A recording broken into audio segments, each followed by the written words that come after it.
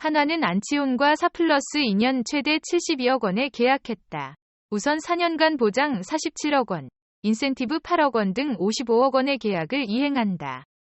이후 뮤추얼 옵션이 발동되면 2년 보장 13억 원, 인센티브 4억 원 등 총액 17억 원의 계약이 실행된다.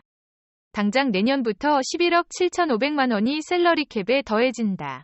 내년 시즌의 경우 단순 계산으로는 연봉 총액과 셀러리 캡의 차이는 약 21억 5,538만 원이다. 그러나 여기에 올해 비약적인 활약을 펼친 신인왕 문동주, 홈런왕 노시환의 연봉 인상분도 고려해야 한다. 활약상을 보면 큰 폭의 인상은 불가피하다. 올해 문동주는 3,300만 원, 노시환은 1억 3,100만 원의 연봉을 받았다. 또한 이들과의 단연 계약 여부도 고민해야 봐야 하는 시점이다. 결국 류현진이 국내 복귀를 결심할 경우 한화가 준비할 수 있는 금액은 그리 넉넉하지 않다. 류현진은 올해 메이저리그에서 2천만 달러, 약 260억 원을 받은 귀한 몸이다. 여차하면 셀러리캡 상한 초과까지도 각오해야 한다. 역대 KBO 리그 최고 연봉은 SSG 김광현이 2022년 받았던 81억 원이다. 그 뒤를 추신수 27억 원, 이대호 25억 원이 잇고 있다. 한화로서는 막연한 기다림의 시간이 계속되고 있다. 일단 류현진이 메이저리그 계약을 따낼 수 있다는 신호가 계속해서 나오고 있는 상황이다. 지난 18일 MLB.com은 류현진을 중간급 선발투수 옵션으로 거론했다. 매체는 류현진을 프랭키 몬타스, 마이클 로렌젠, 션 마네아, 마이클 클레빈저, 알렉스 우드, 제임스 팩스턴과 함께 언급하면서 경고한 중간급 선발 옵션이 남아있다. 화려한 이름은 아니지만 모두 선발진을 강화하는 데 도움이 될 수 있다라고 설명했다. 캔자스시티 로열스와 계약한 세스 루고 3년 4,500만 달러, 마이클 와카 1+1년 1,600만 달러, 디트로이트 타이거즈와 계약한 마에다 겐타 2년 2,400만 달러, 세인트루이스 카디널스의 랜스 린 1+1년 1,100만 달러 등 비슷한 나이대의 선발 투수들이 평균 연봉 1,000만 달러 안팎의 계약을 맺은 것을 감안하면 류현진도 이 정도 규모의 계약을 맺을 수 있다는 전망이다. 북미 스포츠 매체 디애슬레틱은 류현진의 적합한 행선지로 애리조나 다이아몬드백스, 보스턴 레드삭스, 뉴욕 매츠로 꼽았고 예상 계약 규모로 1년 1,100만 달러를 예상했다. 어깨 수술과 팔꿈치 수술 여파로 부상 리스크를 안고 있는 선발 투수지만 빅리그 무대에서 생존할 수 있는 확실한 강점을 갖고 있다는 평가다.